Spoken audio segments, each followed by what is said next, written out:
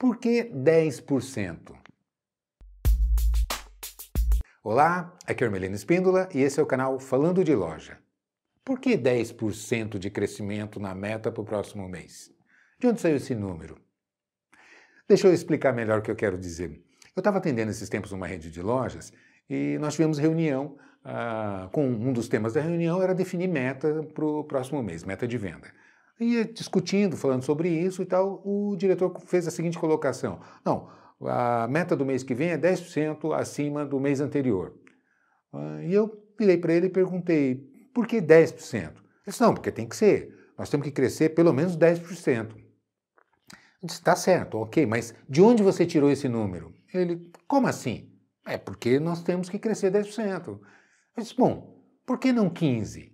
Aí ele me olhou, como assim 15%? Eu disse, bom, já que você vai chutar, chuta alto. Não é? Ou seja, era simplesmente uma vontade, um desejo. Não, tem que crescer 10%.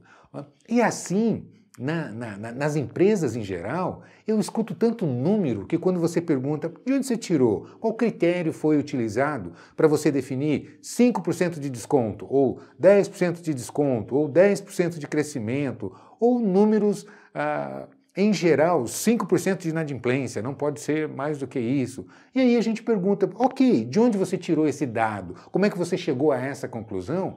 E na absoluta maioria das vezes é simplesmente um número que saiu da cabeça, sem nenhum estudo, sem nenhum critério objetivo. E esse é um dos erros comuns que a gente encontra nas empresas. Então, qual é a solução para isso? Qual é a alternativa para que não se aconteça isso? É relativamente simples, né? Precisa ser estudado.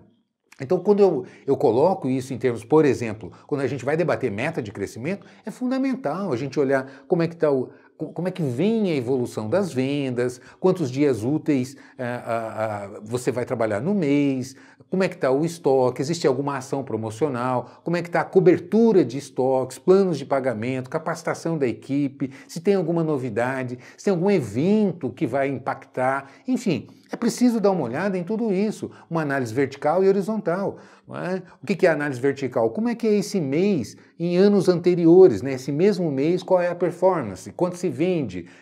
Como é que estava? Né? Que situação que a loja estava nesses meses que a gente olha? E a variação entre eles. E uma análise horizontal, ou seja, como vem a evolução das vendas? Está em crescimento? Está estável? Está em queda? A partir disso, e considerando outras variáveis como essas que eu citei, como é que está a qualidade do estoque, tem alguma novidade, tem alguma ação promocional, enfim, existe algum fator externo que vai influenciar na performance e assim por diante, para se chegar realmente assim, bom, a partir disso tudo a gente consegue definir ou mensurar um indicador, um número muito mais apropriado, pensado, estudado, que não se sai simplesmente de um desejo. Assim como com relação à inadimplência, quem trabalha com crediário, eu digo, não, a inadimplência boa é X%. Eu digo, e por que não é 2, ou 5, ou 8? De onde você tirou? Quais são os critérios? Como que está seu DRE? Como é que está o fluxo de caixa? Qual é a participação do crediário no seu faturamento? Qual é o nível de aproveitamento dos limites de crédito? E quando a gente começa a fazer esse tipo de questionamento, a gente percebe que ninguém olhou, ninguém pensou nisso. E assim, os demais indicadores da empresa. Então, a mensagem final que eu quero trazer nesse vídeo é a seguinte: nós precisamos de indicadores, nós precisamos de metas, nós precisamos de referências, mas que não sejam simplesmente expressão de vontade. Como eu já ouvi com relação a ticket médio, nosso ticket médio tem que ser tanto.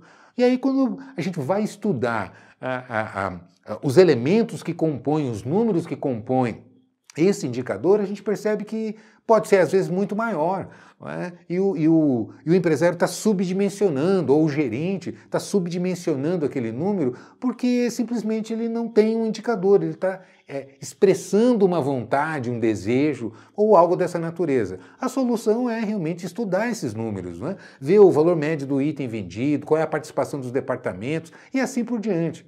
Não é? Ou seja, é fundamental que se avalie com critérios objetivos, que se estude esses números para que não se caia, não se crie armadilhas mesmo internamente, porque às vezes uma meta mal dimensionada vai provocar um desestímulo na equipe, a equipe não sente que pode alcançar aquilo, ou não tem um argumento lógico para apresentar para a equipe da objetividade, da possibilidade real de se atingir aquele número e como fazer para conquistar ele. Então, é muito importante ter, com dados, ter esses dados de maneira objetiva para que se trabalhe dentro de contextos mais reais, de números embasados, que se tenha argumentos para se defender esses números e apresentar, especialmente para que as equipes engajem, se comprometam, entendendo de onde saíram aqueles números.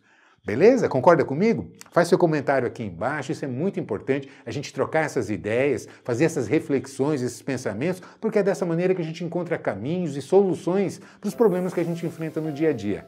Beleza? Então, você gostou do vídeo? Não esquece de deixar seu like, verifica se você já é inscrito, isso é muito importante para você ser notificado, clicando aqui no sininho, para você ser notificado quando a gente publica vídeos novos. Combinado? Então é isso, te vejo por aí, um grande abraço.